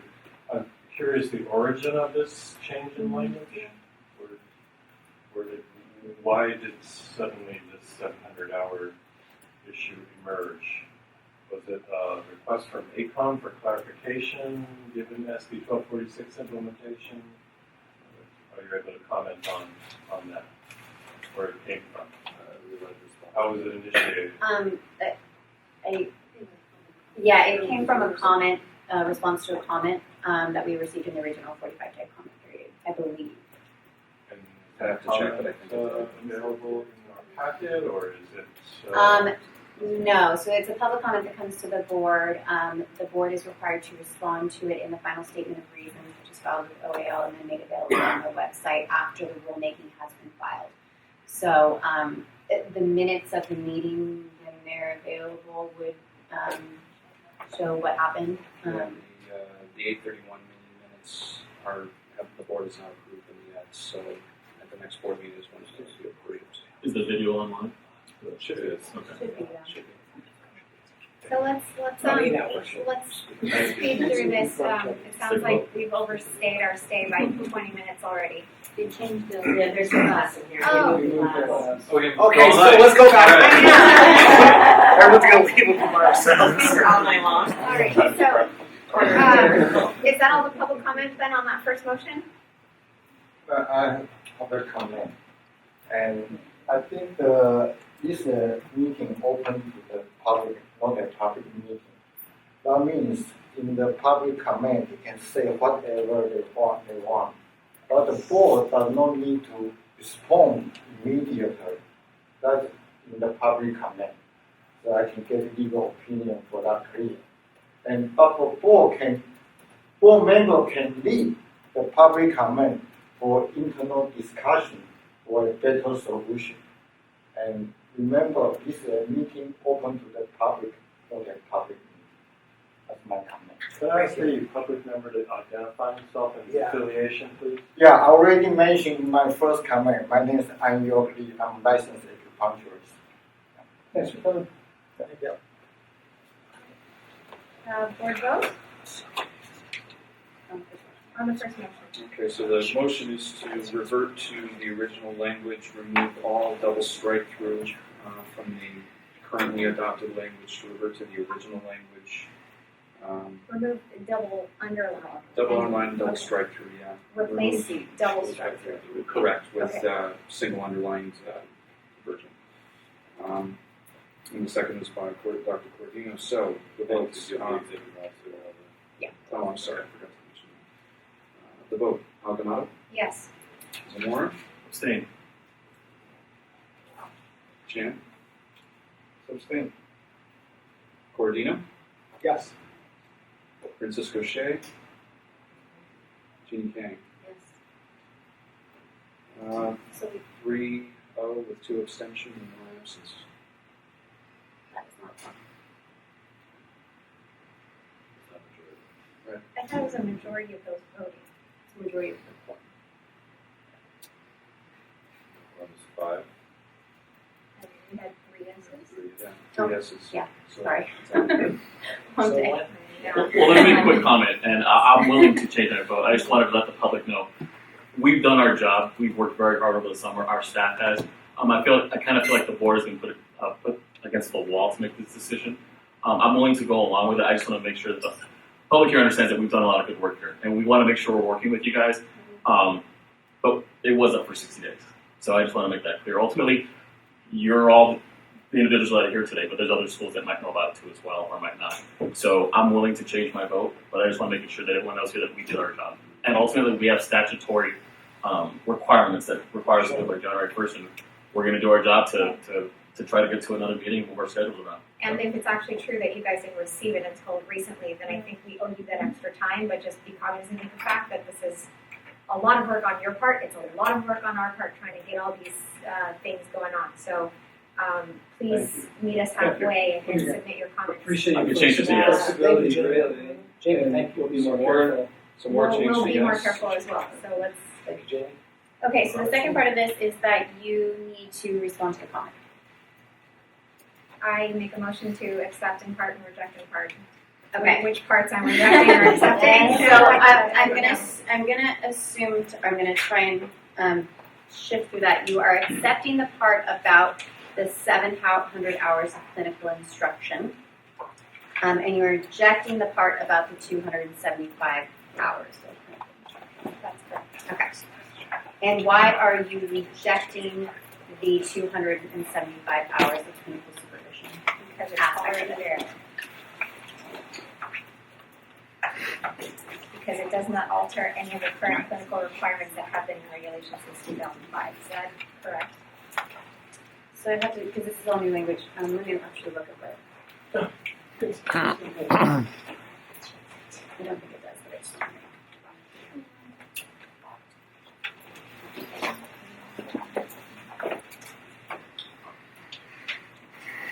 And then if I can ask a follow-up question while you're already looking through all of that. What if this motion is inconsistent with previous motions that we've taken? How do we harmonize all of that? I'm assuming this is not inconsistent, but in the event that our decision is inconsistent, what happens? And so, inconsistent with what? So you're Well, what if in a previous vote we decided to add the initial 700 hours of clinical instruction? Now we're saying take it out. you did, because you voted last time to do that. Okay. However, you have the ability to do, yeah, to, I mean, you are the rule maker, and so you have the ability to change it at any time so long as you know, adhere to the requirements of the Administrative Procedure Act. Very good. Okay, so sorry, I was looking to make sure that it's the same.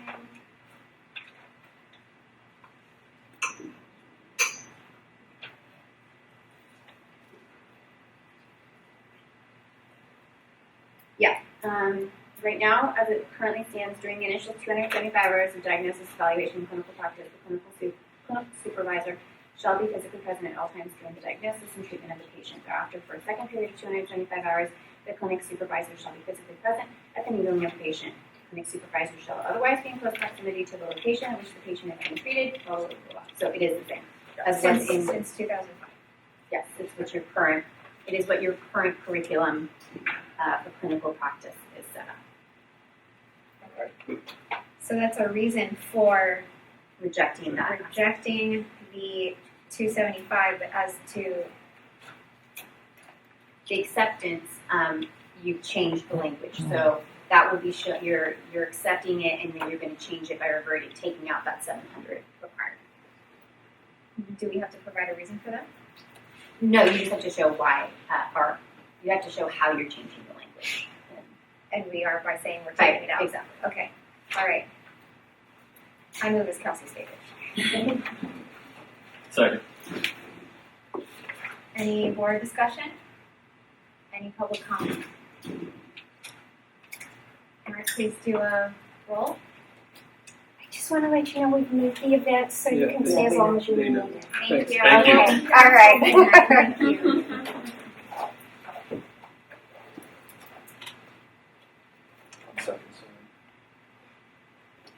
Okay, the motion is by Alvinato to partially accept the last paragraph during the initial 7 hours of instruction, and we're removing it, and to partially reject the last comment from thereafter period, second period of 75 hours. Alvinato, and the second is by Zamora. Alvinato, Yes. Zamora, Yes. Chan, Sustain. Ordino, Yes. Francisco Shea, Ginny Kang. Yes. 4-0, motion dies. Wonderful. Thank you very much. We look forward to getting those new dates and all the comments from the public. We'll arrange a teleconference. Thank you to the staff and the board for making yourselves available for that, and to the public as well. Let's move on to agenda item number 11, public comment for items not on the agenda. Any public comment Anything? Or items not on the agenda. for items not on the agenda? That's like anything. If it's not on the Yeah, it's agenda. not. Right. Well, I don't know if it is or not. I was Jack Miller, Pacific College again. I was told that any changes in the curriculum, no matter how minor, you wanted to be informed about in your role or providing oversight of the curriculum. I just wonder if you have any idea, if that's true, what you're asking for. I mean, I just see that you could be inundated. I mean, we modify curriculum all the time. I mean, little things happen. Half unit here, name change here. I mean, if you have 30 schools reporting this kind of curriculum changes, that's all you're going to be doing. So I would just, our accreditation commission, this is Western Association of Schools and Colleges, right? They don't require notice unless there's more than a 25% change in the curriculum. And you're asking for a 0.001 change to be noticed about. I just think they should reconsider that. So for public items not on the agenda, the board cannot comment back on that. I would recommend that you watch the last meeting. Okay. What about all that? Okay. Yeah, be more up to date. Bob Dimone, College of Eastern Medicine Dean. Quick comment, I think it's great that the meeting occurred here at Pacific College of Oriental Medicine. It's fantastic. I know that the chiropractic board does similar things. Our university, in fact, hosts routinely the chiropractic board.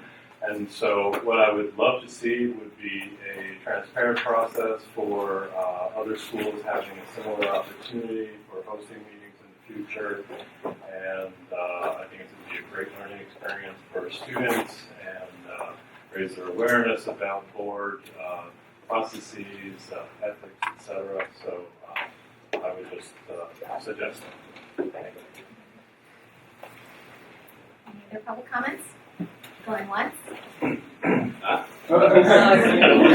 complaints. I just really want to express our appreciation of the board. This is a great board. You're so responsive. You listen.